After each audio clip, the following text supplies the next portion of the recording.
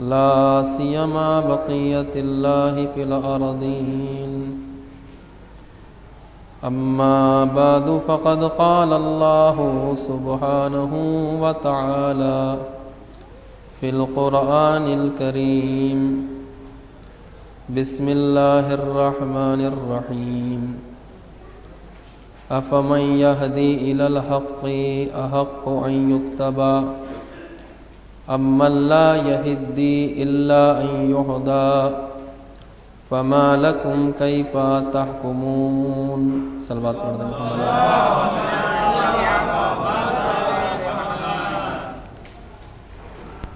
گزشتہ 2 روز سے اس آیہ مبارکہ کے ذیل میں فلسفہ اجتہاد و تقلید کے عنوان سے آپ حضرات کے سامنے بیان کا شرف حاصل کیا جا رہا ہے. سورہ مبارکہ یونس قرآن مجید کا 10واں سورہ ہے. 10ویں سورے کی 35ویں آیت کا ایک حصہ. افمن یہدی الی الحق احق ان یتبع کہ عرض کیا کہ قرآن مجید کا ہدایت کرنے کا طریقہ، کہ سب سے پہلے ہمارے لیے یہ بات حل ہو جائے کہ قرآن مجید کی تعریف کیا ہے، قرآن مجید کا سبجیکٹ کیا ہے، قرآن مجید کس چیز کی کتاب ہے. قرآن مجید سائنس کی کتاب ہے، قرآن مجید اکنامکس کی کتاب ہے، قرآن مجید سماجیات کی کتاب ہے. پہلے یہ مسئلہ حل ہو جائے. اس سے پہلے بھی کئی مجالس میں عرض کرنے کا موقع ملا، زیادہ تفصیل میں جانا نہیں چاہتا، لیکن ایک جملے میں اگر کوئی ہم سے پوچھے قرآن مجید کا سبجیکٹ کیا ہے، قرآن مجید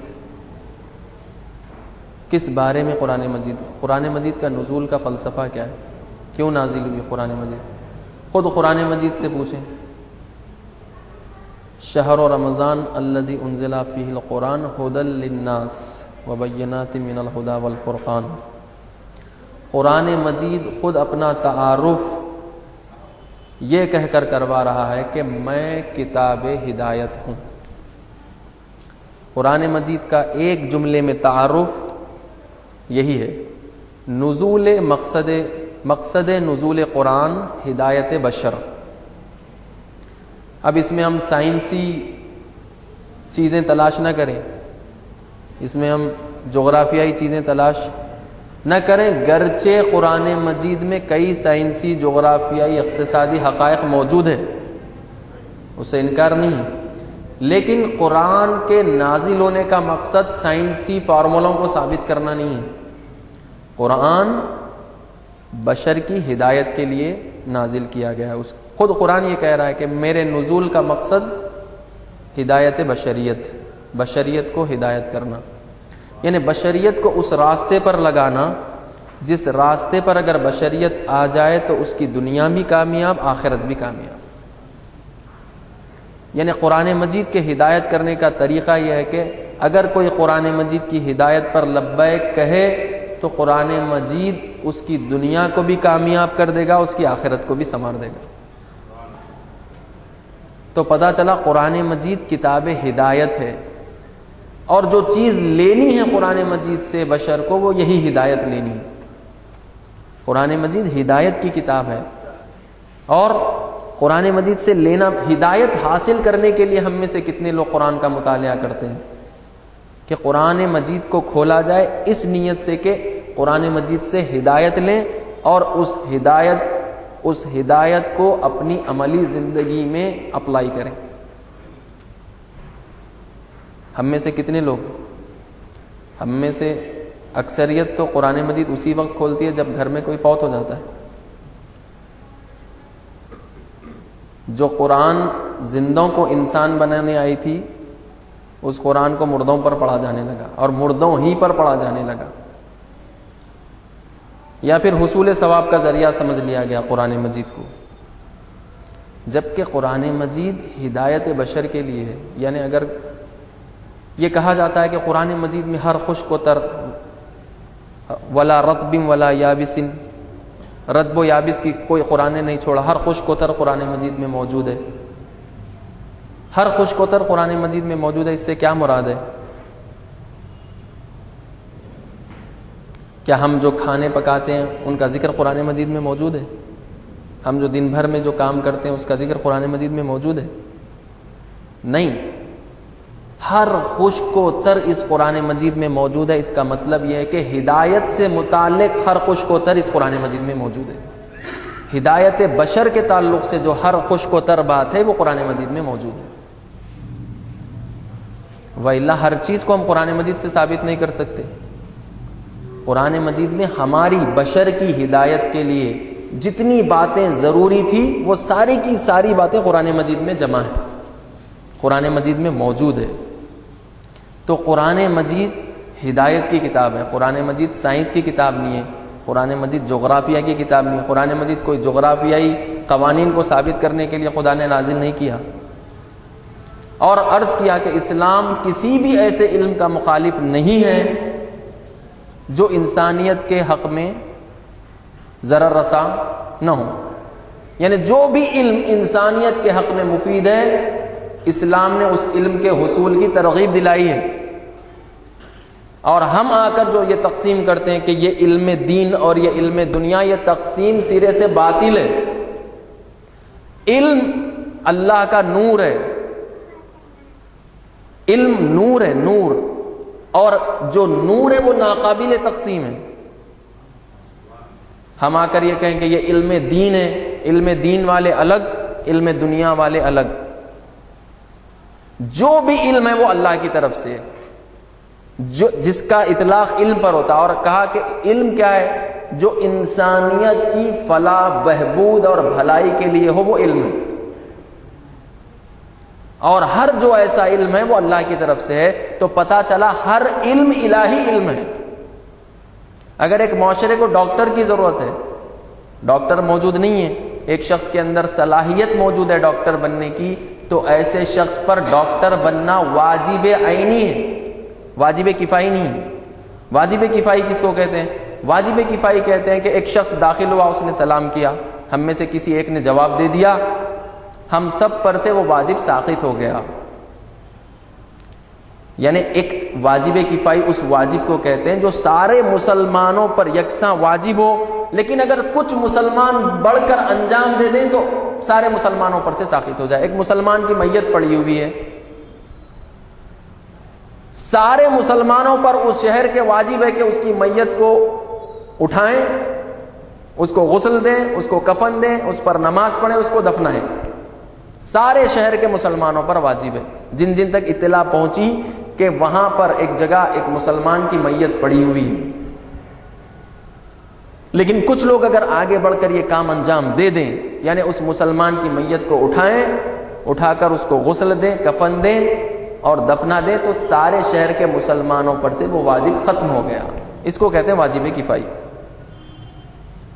واجب عینی کیا ہے؟ واجب عینی یہ ہے کہ ہر شخص پر وہ معین ہے. مثلا میرے اوپر جو مغرب کی نماز واجب ہوئی ہے, اگر آپ پڑھ دیں تو میری نماز ادا نہیں ہوگی. اگر آپ پڑھ دیں تو میری نماز ادا نہیں ہوگی. آپ کو اپنی نماز پڑھنی ہے, مجھے میری نماز پڑھنی ہے. یہ کہتے ہیں نا کہ نماز تو ایک ایسی عبادت ہے ہلکی کہ اس کو تو ہمارا بیٹا پڑھ لے گا, پیسے کچھ دے دیں گے اس کو, وہ پڑھوا لے گا.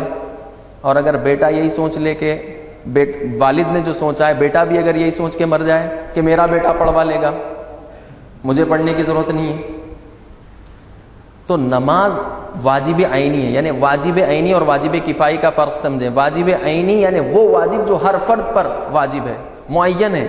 آپ کو اپنی نماز مغرب پڑھنی ہے, مجھے اپنی نماز مغرب پڑھنی ہے. آپ کو اپنا ماہ رمضان کا روزہ رکھنا ہے, مجھے اپنا ماہ رمضان کا روزہ رکھنا ہے. اس کو کہتے ہیں واجب عینی. واجب کفائی اگر کچھ لوگ انجام دے دیں تو بقیہ پر سے وہ واجب ختم ہو جاتا ہے. لیکن یہ اس صورت میں ہے کہ کچھ لوگ انجام دینے والے ہوں. علوم کے تعلق سے یہ کہا گیا اگر ایک معاشرے کو ڈاکٹر کی ضرورت ہے, ڈاکٹر اس معاشرے میں موجود نہیں ہے, لیکن ایک شخص میں اتنی صلاحیت موجود ہے کہ پڑھ لکھ کر وہ ڈاکٹر بن سکتا ہے, تو ایسے شخص پر واجب ہے کہ وہ ڈاکٹر بنے, واجب عینی ہے. تو لہٰذا علم کی جو تقسیم ہے ہمارے, یہ تقسیم ہم نے بنائی ہے, خدا کی طرف سے یہ تقسیم نہیں ہے. یہ کیٹیگرائزیشن ہم نے کیا ہے کہ علم دین الگ, علم دنیا الگ.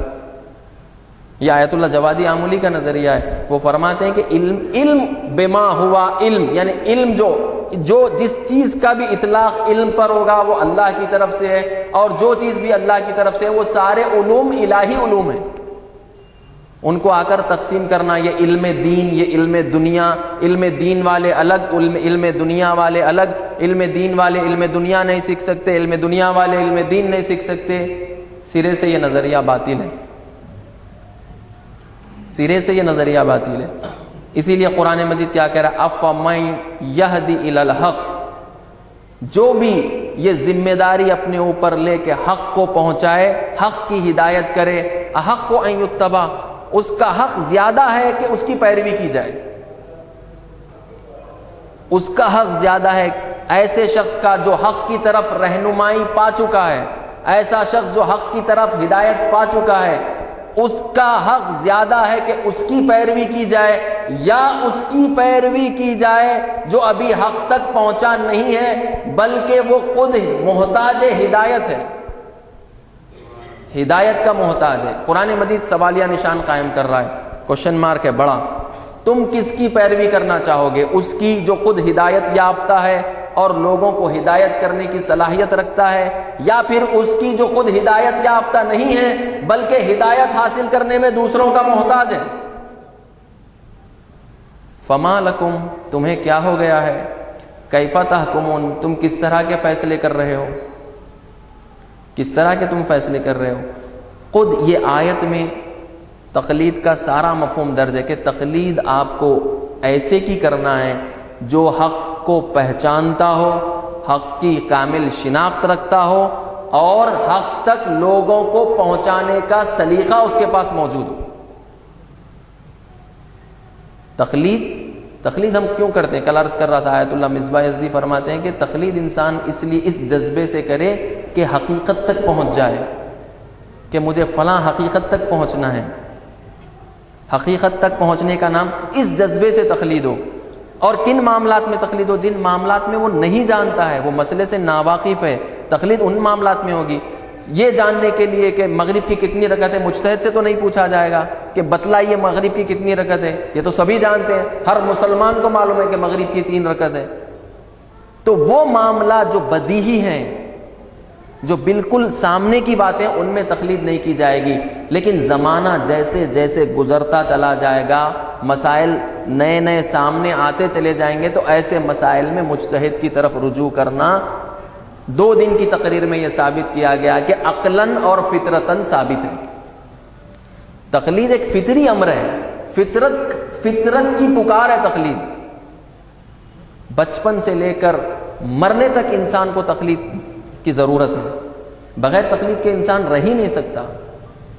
کافی مثالیں پیش کر دی.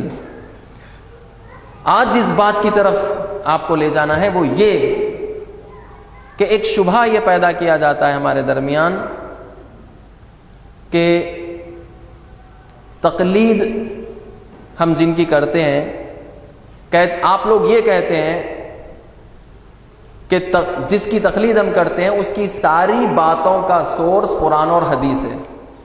وہ جو بھی کہتا ہے قرآن اور حدیث سے کہتا ہے، اور قرآن اور حدیث میں کوئی اختلاف نہیں پایا جاتا.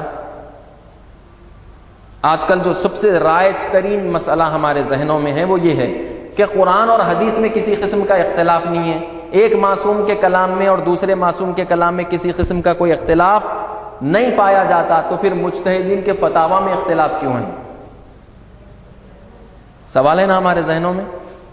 ہمارے ذہنوں میں یہ سوال ہے کہ جب قرآن اور حدیث میں کسی قسم کا اختلاف نہیں ہے، قرآن ایک ہے، کلام معصوم ایک ہے، اور ایک معصوم کا کلام دوسرے معصوم کے کلام سے بالکل متضاد نہیں ہے، ٹکراؤ میں نہیں ہے، بلکہ بالکل ایک ہی ہے، تو پھر مجتہدوں کے فتووں میں اختلاف کیوں ہے؟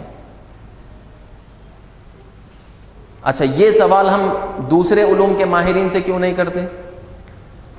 جب ایک مریض کسی ڈاکٹر سے رجوع ہوتا ہے تو کیا ایک ڈاکٹر کا نسخہ دوسرے ڈاکٹر کے نسخے سے بالکل مشابہ ہوتا ہے، یا بالکل ایک ہی ہوتا ہے، یا اختلاف ہوتا ہے ان کے نسخوں میں؟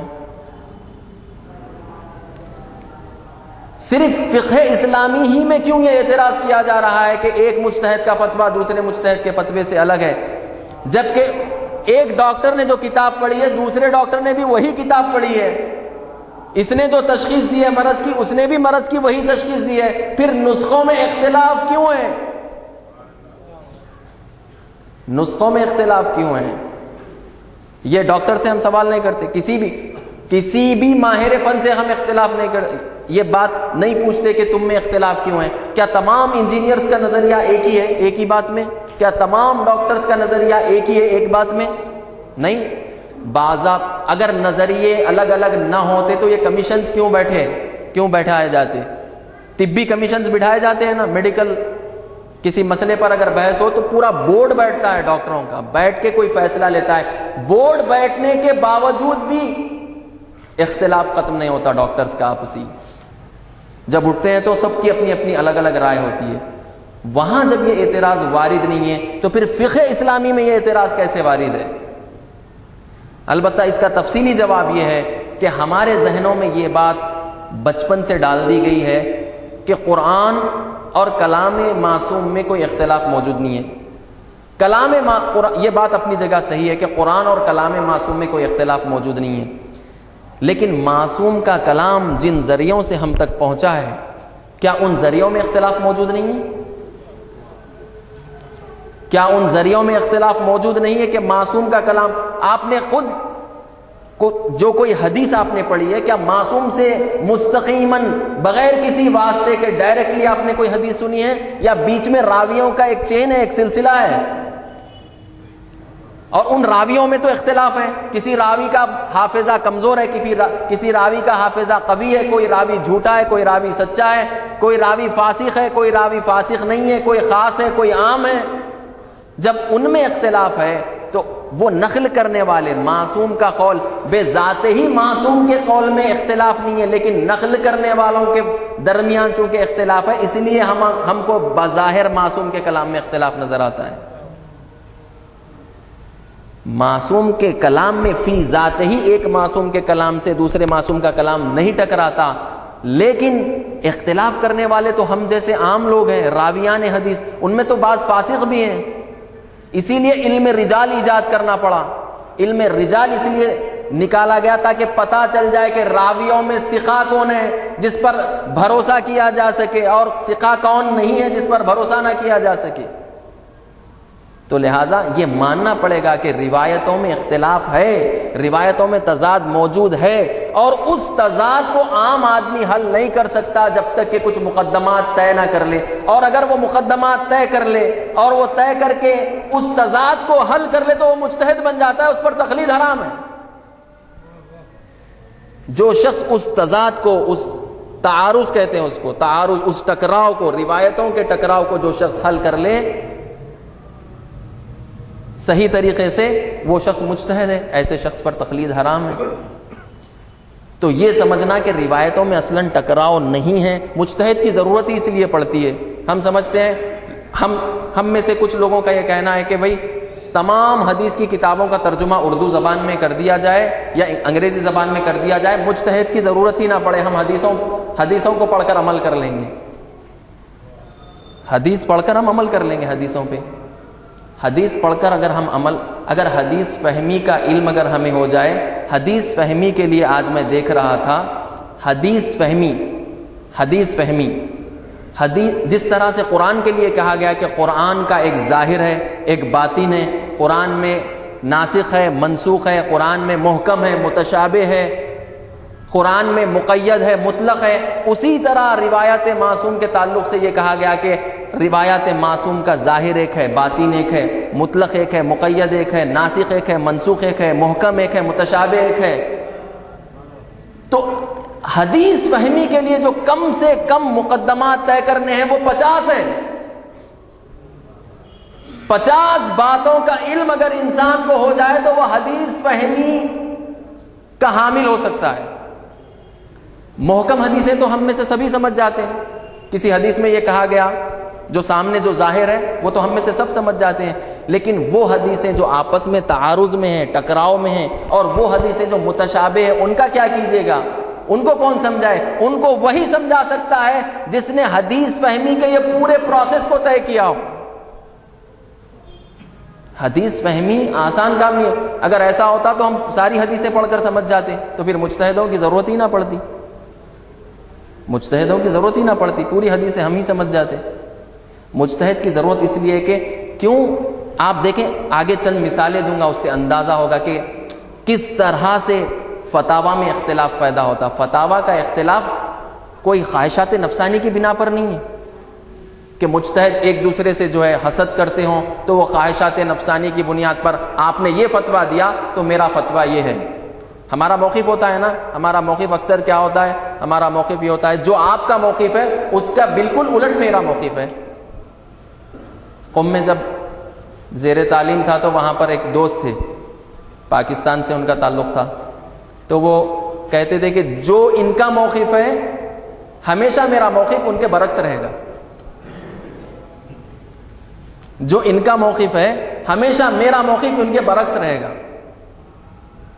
تو یہ جو روایتوں میں جو ٹکراؤ ہے وہ آپ دیکھیں، اس روایت کو دیکھیں، آج سلمان فارسی کی وفات کا دن ہے، آج 12 صفر ہے، سن 36 ہجری میں سلمان فارسی کی وفات ہوئی۔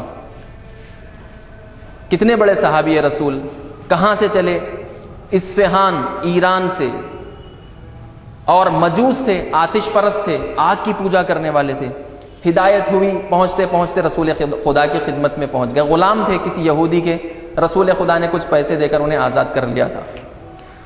سلمان ایک مرتبہ رسول اللہ سے یہ فرماتے ہیں کہ یا رسول اللہ، میں نے توریت میں یہ پڑھا ہے کہ جب بھی تم کھانا کھانے کے لیے بیٹھو تو وضو کر لیا کرو۔ یا سلمان یہ کہتے ہیں کہ یا رسول اللہ، میں نے توریت میں یہ پڑھا ہے کہ جب بھی تم کھانے سے فارغ ہو جاؤ تو وضو کر لو، جب بھی تم کھانے سے فارغ ہو جاؤ تو وضو کر لو۔ رسول اللہ نے فرمایا کہ نہیں، بلکہ توریت میں یہ بات بالکل صحیح ہے کہ جب تم کھانے سے فارغ ہو جاؤ تو وضو کر لو، بلکہ میری شریعت میں تو یہ ہے کہ تم کھانے سے پہلے بھی وضو کرو، کھانے کے بعد بھی وضو کرو۔ اب وضو سے یہاں پر مراد کیا ہے روایت میں؟ اور اس زمانے میں، جس زمانے میں یہ بات کی جا رہی ہے، اس زمانے میں وضو کے لغوی معنی یعنی دھونا، نہ یہ اصطلاحی وضو جو آج ہم کرتے ہیں، منہ دھوتے ہیں، ہاتھ دھوتے ہیں ایک خاص طریقے پر، خاص ترتیب پر۔ تو اب سمجھنے والے کیا سمجھیں اس کو؟ وضو سے مراد وہ اصطلاحی وضو سمجھیں یا وضو سے مراد وہ لغوی وضو سمجھیں کہ کھانے سے پہلے بھی وضو کیا جائے، کھانے کے بعد بھی وضو کیا جائے، یا کھانے سے پہلے ہاتھ دھو لیے جائیں یا کھانے کے بعد ہاتھ دھو لیے جائیں۔ آپ دیکھیں ایک ہی روایت میں کیسا اختلاف پیدا ہو رہا۔ کیوں؟ کیونکہ جو لفظ استعمال ہو رہا ہے اس کے دو معنی ہیں، ایک لغوی معنی ہے، ایک اصطلاحی معنی ہے۔ اب کون سا معنی مراد لیں گے؟ اور ایک روایت کی مثال دیتا ہوں جو آج کل بہت ہی بڑا نزاع کا مسئلہ بنا ہوا ہے، نماز جمعہ۔ لا صلاۃ الجمعہ بدون الامام، حدیث ہے یہ، لا صلاۃ الجمعہ بدون الامام، امام کے بغیر صلاۃ جمعہ، نماز جمعہ قائم نہیں ہو سکتی۔ متقدمین نے یہ سمجھا کہ یہاں پر امام سے مراد امام معصوم ہے، کہ جب تک امام معصوم موجود نہ ہو اس وقت تک نماز جمعہ قائم ہو ہی نہیں سکتی۔ لیکن متاخرین نے کہا کہ کوئی قید امام معصوم کی یہاں پر موجود نہیں ہے، بلکہ یہاں پر یہ کہنا چاہ رہے ہیں کہ نماز جمعہ بغیر جماعت کے، بغیر امام جماعت کے قائم نہیں ہو سکتی، بغیر امام جماعت کے۔ یہ جو کہا جا لا صلاۃ الجمعہ بدون الامام، امام کے بغیر نماز جمعہ، تو یہاں پر سمجھنے والوں نے، بعض سمجھنے والوں نے یہ سمجھا کہ یہاں پر امام سے مراد امام معصوم ہے، بعض سمجھنے تو انہوں نے کہا کہ غیبت امام میں نماز جمعہ حرام، لیکن بعض سمجھنے والوں نے یہ سمجھا کہ یہاں پر امام معصوم مراد نہیں ہے، کیونکہ نماز جمعہ ایک ایسی نماز ہے جو بغیر جماعت کے قائم ہو ہی نہیں سکتی، امام کا ہونا ضروری ہے، امام کے ساتھ 4 مصلیوں کا ہونا ضروری ہے، 5 لوگ جب تک نہ ہو جائیں نماز جمعہ قائم ہو ہی نہیں سکتی۔ تو لہٰذا انہوں نے یہ کہا کہ یہاں پر امام سے مراد امام جماعت ہے۔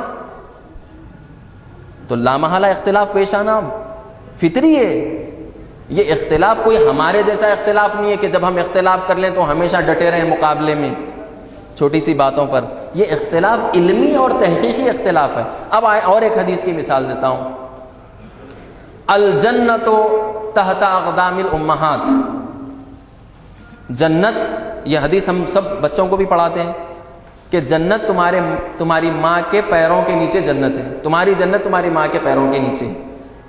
اب اس سے سمجھنے والوں نے کیا سمجھا؟ بعض لوگوں نے یہ سمجھا کہ یہ حدیث اولاد سے مخاطب ہے، اولاد سے خطاب کر کے یہ حدیث کہہ رہی ہے کہ تم اپنی ماں کی خدمت کرو، ماں کی خدمت کے نتیجے میں تمہیں جنت مل جائے گی۔ ماں کی خدمت کرو، ماں کی خدمت کے نتیجے میں تمہیں جنت مل جائے گی۔ لیکن بعض سمجھنے والوں نے یہ سمجھا کہ نہیں، یہاں پر حدیث ماں سے مخاطب ہے، ماں کو یہ حدیث کہہ رہی ہے کہ تم اپنے بچے کی تربیت اس طرح کرو گے جنت کا حقدار بن جائے۔ ایک ہی حدیث کو دو زاویوں سے سمجھا جا رہا ہے، تو اس کو کیسا اختلاف کہیں گے؟ اس میں اختلاف ہے۔ اسی طرح کا اختلاف مجتہدین کے درمیان میں ہے، اور کوئی اصولی مسئلے میں اختلاف مجتہدین کے درمیان میں نہیں ہے، فروعی اور وہ بھی جزئی مسئلوں میں مجتہدین کے درمیان اختلاف ہے۔ چونکہ عناد ہے، دشمنی ہے، نفرت ہے، تو لہٰذا اس اختلاف کو یوں بنا کر پیش کیا جا رہا ہے کہ قرآن اور حدیث تو ایک ہے، مجتہدین کے فتاوی مختلف ہے۔ قرآن ایک ہی، یہ حدیثیں بیان کیا نا، جو ابھی جو بیان کیا حدیثیں ہیں، یہی حدیث کو سمجھنے کے کتنے زاویے ہیں، تو ہر مجتہد کا مطالعے کا زاویہ الگ ہے، استنباط کرنے کا زاویہ الگ ہے۔ لہٰذا جب مطالعے اور استنباط کرنے کا زاویہ الگ ہے تو فتویٰ الگ ہے، فتویٰ الگ ہے۔ اور یہ فتویٰ کوئی کسی مجتہد نے آج تک اس بات میں اختلاف نہیں کیا کہ اللہ دو ہیں، کسی مجتہد نے کیا ہے؟ کسی مجتہد نے آ کر یہ کہا کہ رسول خدا کے بعد بھی کوئی رسول آیا؟ اصولی مسئلوں میں کسی مجتہد نے اختلاف کیا؟ نہیں۔ فروعی، وہ بھی جزئی، بالکل پارشل مسئلوں میں، پارشلی جس کو کہتے ہیں، بالکل چھوٹے چھوٹے مسئلوں میں اختلاف ہے، ان کو بڑا بنا کر پیش کیا جاتا کہ اس مجتہدین کے درمیان بہت بڑا اختلاف ہے۔ یہ مجتہدوں سے دشمنی کیوں؟ اور یہ کب سے؟ یہ مجتہدوں سے دشمنی اس وقت پروان چڑھی یا اس وقت عروج پر آئی جب ایک مجتہد نے اٹھ کر استعمار کو للکارا۔ دنیا کی سب سے بڑی طاقت کی آنکھوں میں آنکھیں ڈال کر اسلام کے نام پر، جبکہ کمیونزم کا غلبہ ہے، لوگ اس زمانے میں 70 کے دہے میں جب اسلامی انقلاب آیا تو لوگ یہ کہہ رہے تھے، کمیونسٹ یہ کہتے تھے کہ دین افیون ہے، اوپیم، دین افیون ہے۔ بعض لوگ یہ اوپیم لوگوں کو افیون کھلا کر ان کو مست کر کے اپنے مفادات کی تکمیل کرتے ہیں۔ ایسے زمانے میں مذہب کے نام پر انقلاب لانا کوئی معمولی کام نہ تھا۔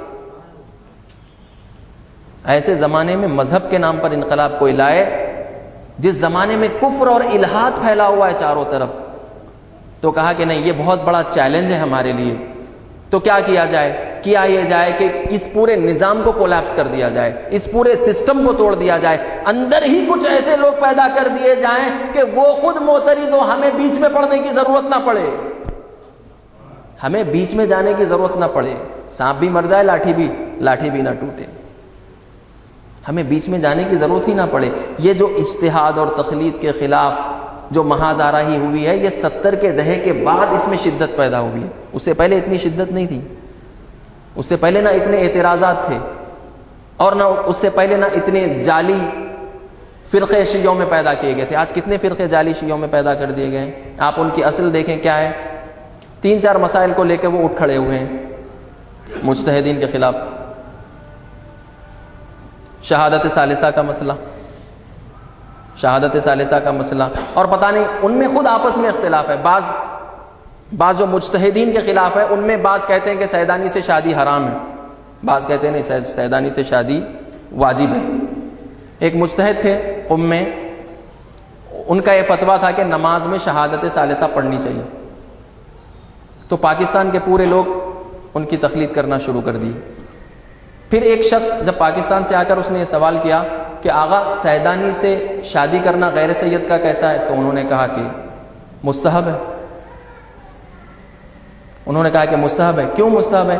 کیوں کسی غیر کے ساتھ اگر کر لی شادی تو اس لیے مستحب ہے۔ تو کہا کہ اب ہم آپ کی تقلید نہیں کریں گے، کیونکہ ہمارے ذہنوں میں یہ بیٹھا ہوا ہے، پاکستان کے دیہاتوں میں یہ بات پھیلی ہوئی ہے کہ سیدانی کی شادی غیر سید سے ہو ہی نہیں سکتی، اور خط ہوئے ہیں اس پر، اس بات پر قتل ہوئے ہیں باضابطہ طریقے پر، اور اسی بات کو اب یہاں پر دوبارہ پاکستان سے ایکسپورٹ کر کے یہاں پر لایا جا رہا ہے، یہاں پر پھیلایا جا رہا ہے۔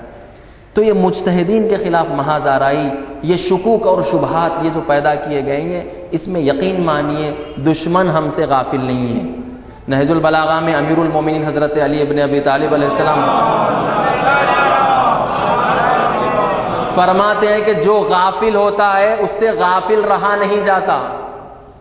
جو شخص سویا ہوا رہتا ہے لوگ اس سے غافل نہیں رہتے۔ ہم غفلت کی نیند سو رہے ہیں یہ سمجھ کر کے ہم سے بھی لوگ غافل ہیں، ایسا نہیں ہے۔ دشمن کے پاس 100 سالہ منصوبہ ہے، 100 سالہ منصوبہ انہوں نے تیار کر رکھا ہے کہ آپ کے دین کو، جو ایک آپ دیکھیں کتنے ممالک اسلامی ہیں جو سب سر تسلیم خم ہیں سپر پاور کے سامنے، سوائے ایک ملک کے، سب سر تسلیم خم ہیں، سب سجدے میں گر پڑتے ہیں، زر خرید غلام ہے سوائے ایک ملک کے۔ اور انہوں نے بہت پشیمانی کا اظہار کیا، انہوں نے کہا کہ 70 کے دہے میں ہم کس طرح غافل ہو گئے کہ اتنا بڑا اسلامی انقلاب رونما ہو گیا۔ تو یہ مجتہدوں سے دشمنی، یہ عناد، یہ نفرت، یہ 70 کے دہے سے پروان چڑھنا، یہ اتنے جو اشکالات ہیں، وَإِلَّا اس سے پہلے بھی اشکالات موجود تھے، اختلافات موجود تھے۔ وہ لوگ، بہت سے لوگ 200 سال تک، یعنی سن 10ویں اور 11ویں ہجری کے 200 سال تک تشیع پر اخباریت کا غلبہ تھا، لیکن کیا قتل و غارت ہوئی؟ ملا امین استر آبادی جو فوائد المدنیہ کتاب لکھے، ان کے علاوہ بھی کئی لوگ تھے، لیکن کبھی اس طرح کا اختلاف نہیں ہوا کہ آپس میں دھڑے بنا کر لڑوا دیا جائے محض اس بنیاد پر، شیعوں کے آپس میں، شیعوں میں اتنے دھڑے بن جائیں آپس میں۔ تو لہٰذا یہ اشکال ایک دم، یہ جو اشکال کیا جاتا ہے کہ مجتہدوں کے فتاویٰ میں اختلاف کیوں ہے، یہ واضح ہے کیوں، منابع میں اختلاف ہے، منابع نقل کرنے والوں میں اختلاف ہے، اسی وجہ سے یہ اختلاف ہے۔ صلوات پڑھ دیں محمد وعلی محمد۔ اور ان مسائل کو حل کرنے کے لیے عالم چاہیے۔ رسول خدا صلی اللہ علیہ وآلہ وسلم فرماتے ہیں کہ اللہ کسی قوم سے علم کو نہیں اٹھا لیتا، اللہ کسی قوم سے علم کو نہیں اٹھا لیتا، بلکہ علماء کے مر جانے سے، علماء کے اٹھ جانے سے علم اٹھ جاتا ہے۔ اور جب علماء کے اٹھ جانے سے علم اٹھ جائے اور کسی قوم میں کوئی عالم باقی نہ رہے تو لوگ جاہلوں کو اپنا قائد بنا لیتے ہیں، جو ہوا و ہوس کی بنیاد پر فتویٰ دیتے ہیں، جس کے ذریعے سے خود بھی گمراہ ہوتے ہیں، قوم کو بھی گمراہ کرتے ہیں، جس کی وجہ سے خود بھی گمراہ ہوتے ہیں، قوم کو بھی۔ مجتہد کا اصل کام معصوم سے قریب ترین بات کرنا ہے۔ جو معصوم کی اتباع کے دعوے دار ہیں، مجتہد کا کام ہی یہ ہے کہ معصوم سے اتصال کر دے عام آدمی کا، معصوم کے در پر لے جا کر کھڑا کر دے عام آدمی کو، اس سے یہ کہا، اس کے تعلق سے یہ کہا جاتا ہے کہ یہ معصوم سے دور کر رہے ہیں، معصوم کی روایتوں سے ہم کو دور کر رہے ہیں۔ اور عرض کیا کہ ہم پر تقلید واجب ہے ہی نہیں، ہم پر تقلید واجب اس لیے نہیں ہے کیونکہ 3 آپشنز آپ کے سامنے ہیں۔ اجتہاد کر کے مجتہد بن جائیے، احتیاط پر عمل کیجیے۔ اگر آپ یہ 2 کام نہیں کر سکتے اور آپ شریعت پر عمل بھی کرنا چاہتے ہیں تو پھر تقلید کرنا ہوگا، چوتھا کوئی راستہ نہیں ہے۔ چوتھا راستہ یہ ہے کہ آپ کہیں کہ مجھے شریعت پر عمل کرنا ہی نہیں ہے، تو جب شریعت پر عمل کرنا ہی نہیں ہے تو پھر تقلید کی بھی ضرورت نہیں ہے۔ شریعت پر عمل کرنا ہی نہیں ہے آپ کو تو پھر تقلید کی بھی ضرورت نہیں ہے۔ کل مثال دیا، کچھ بچوں کو اذان سکھا رہا تھا، اذان سیکھ ہی نہیں رہے تھے، تو کہا اذان سیکھ کے کیا کریں گے، جب نماز پڑھنی ہی نہیں ہے تو اذان سیکھ کے کیا کریں گے، جب شریعت پر عمل کرنا ہی نہیں ہے تو تقلید کر کے کیا کریں گے۔ تو یہ جو اختلاف ہے، یہ اختلاف بالکل علمی اور تحقیقی اختلاف ہے، یہ ہمارا اور آپ کا کہ جب ہمارے درمیان کی صورت نہیں دیکھتے مجتہدوں کے درمیان۔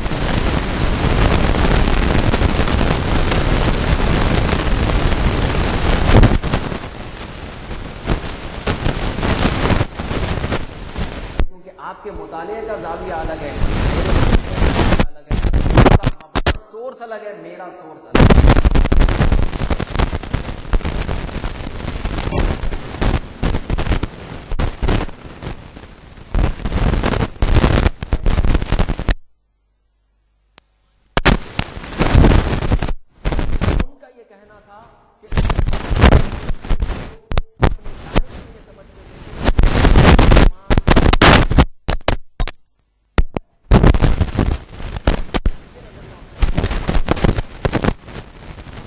قاصد نے پہنچ کر یہ کہا کہ اے زہیر، حسین تمہیں بلا رہے ہیں، میں حسین کا قاصد ہوں.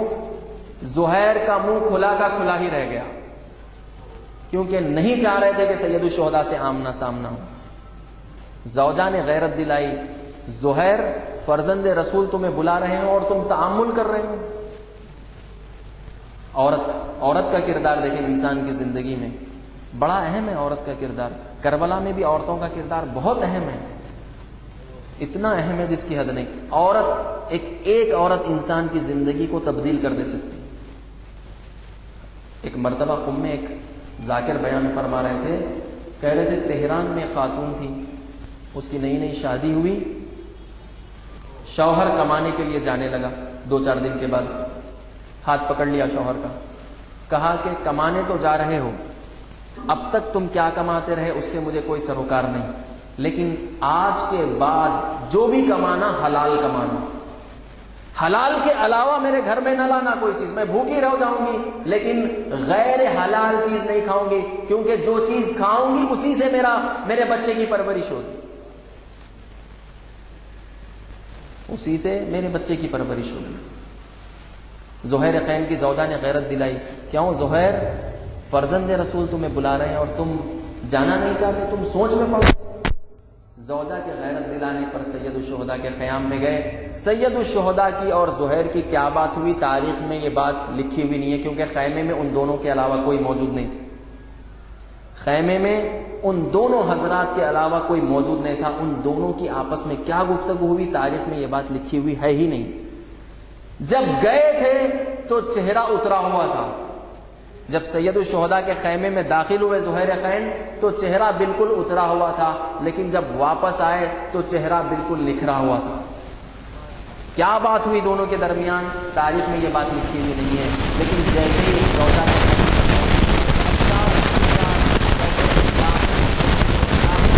اب میں سید الشہداء کی رکاب میں جنگ کرنے جا رہا ہوں. کیا بات حسین نے سمجھا، یہ کسی تاریخ نے نہیں لکھا، لیکن اختلاف نظر ہونے کے باوجود بتلانا یہ چاہ رہا ہوں. سید الشہداء کے موقف سے بالکل مخالف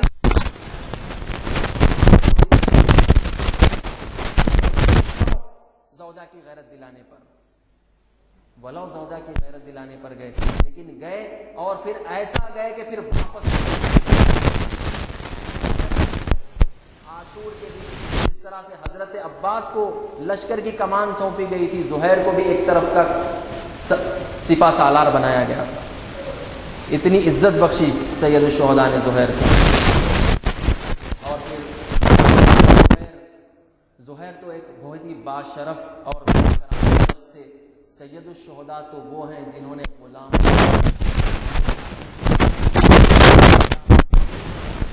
ذکر کبھی نہیں آتا، کتابوں میں ان کا ذکر نہیں آتا. ان غلاموں کا ذکر آج سنہری حرفوں میں لکھا ہوا ہے.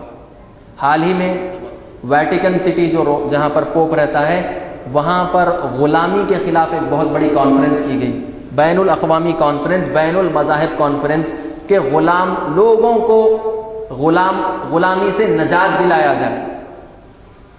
چنانچہ مختلف مذاہب ہندوستان سے بھی کئی لوگ گئے، کئی ممالک سے لوگ آئے، کئی مذہب کے لوگ آئے. کربلا سے آیت اللہ سید تقی مدرسی کو بلایا گیا.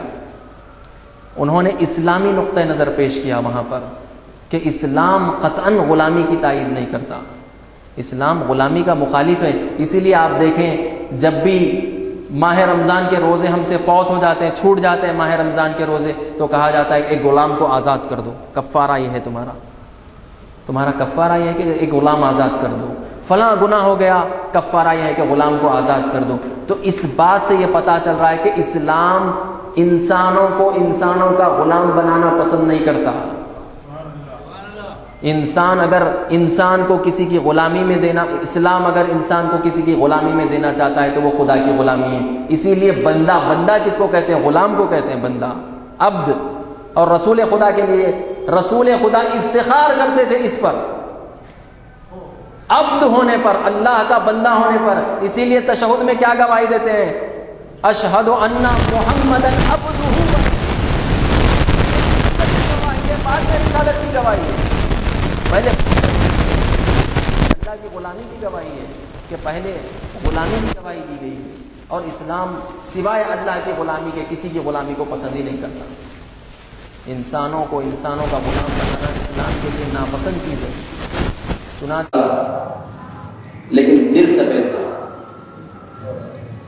جب کربلا میں آئے، سید الشہداء کے ابو ذر کے بعد سید الشہداء کی غلامی میں آ گئے حضرت جون۔ ان اصحاب کا تذکرہ معمولاً کر رہا ہوں جن کا معمولاً تذکرہ نہیں کیا جاتا۔ پہلی مجلس میں حبیب ابن مظاہر کا کیا تھا، کل دوسری مجلس میں نافع ابن ہلال کا کیا تھا، آج تیسری مجلس میں چاہ رہا ہوں کہ جون کا تذکرہ ہو جائے۔ جون کون؟ غلام ابو ذر۔ جب ابو ذر چلے گئے، ان کو شہر بدر کر دیا گیا، تو سید الشہداء کی غلامی میں آ گئے۔ مدینے سے لے کر کربلا تک سید الشہداء کے ساتھ رہے جون۔ شیخ توسی نے لکھا کہ سیاپوس تھے اور غلام امام حسین تھے جون۔ اور جب عاشور کا دن رونما ہوا اور ایک کے بعد دیگر اصحاب اپنی قربانی پیش کرنے لگے، تو جون بھی سید الشہداء کی خدمت میں حاضر ہوئے۔ سید الشہداء کی خدمت میں حاضر ہو کر کہتے ہیں، مولا میں یہ جانتا ہوں کہ میری پوست سیاہ ہے، میرا رنگ کالا ہے اور میرے پسینے سے بدبو آتی ہے۔ جو سیاہپوش لوگ ہوتے ہیں معمولاً ان کے پسینے سے تھوڑی سی بدبو آتی ہے۔ میں جانتا ہوں کہ میرے پسینے سے بدبو آتی ہے، میری فطرت پست ہے غلامی کی وجہ سے، لیکن کیا بہتر ہوتا کہ آپ بھی مجھے جنگ کی اجازت دے دیتے اور میں جنگ کرتا۔ جنگ کرنے کے بعد میرا خون آپ لوگوں کے خون میں مل کر میرا خون سیاہی سے باہر آ جائے، میرا سیاہ خون سیاہی سے باہر آ جائے، آپ مجھے جنگ کی اجازت دیجئے۔ سید الشہداء نے کہا، جا میں تجھے راہ خدا میں آزاد کرتا ہوں۔ ایسے سخت مرحلے میں جبکہ سید الشہداء کو ناصروں کی کمی ہے، اس کے باوجود بھی فرماتے ہیں کہ اے جون، راہ خدا میں نے تجھے آزاد کر دیا۔ لیکن کہتا ہے مولا جب راحت کے دن تھے تب میں آپ کے ساتھ رہا، اب جب کہ سختی کا وقت آ گیا ہے آپ مجھ سے کہہ رہے ہیں کہ میں آپ کا ساتھ چھوڑ دوں۔ یہ ممکن نہیں ہے کہ سختی کے موقع پر میں آپ کا ساتھ چھوڑ دوں۔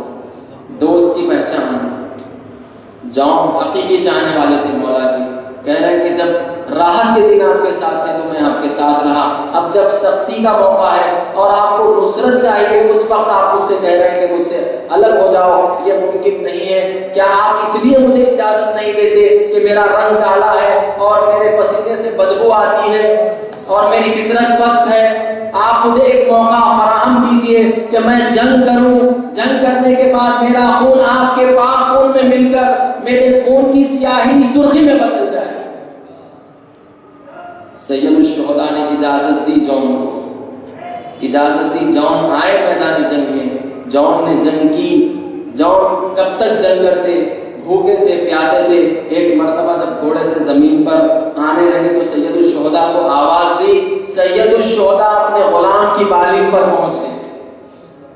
سید الشہداء اپنے غلام کی بالنگ پر پہنچ گئے۔ کہا اس وقت اللہ سے دعا کرنے لگے، اللہم بیض وجہہ وطیب ریحہ، پروردگارا اس کے چہرے کو سفید فرما دے اور اس کی بدبو کو خوشبو سے بدل دے اور اس کو محمد و آل محمد کے ساتھ محشور فرما دے۔